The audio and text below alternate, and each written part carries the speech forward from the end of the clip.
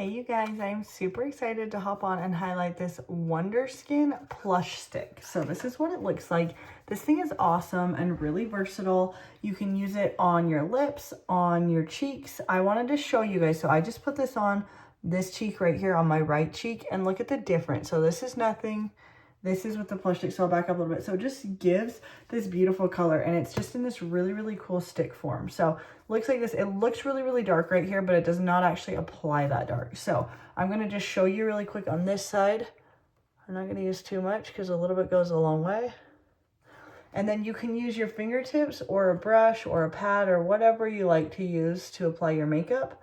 Just like this, you just kind of rub it in and boom. Like, this stuff is awesome, and it feels really moisturizing. It does not feel too like drying, but it's not too shiny, sticky. It just feels good on your skin, and it's a really easy application. Like, that just took me 2 seconds, and I have blush on my cheeks, and it looks like a really natural looking blush. So I am loving this. Like I said, you can use it on your lips, you can use it on your cheeks. Super versatile, really easy to use, really, really nice application. Hop on and grab yourself one of these. I highly recommend.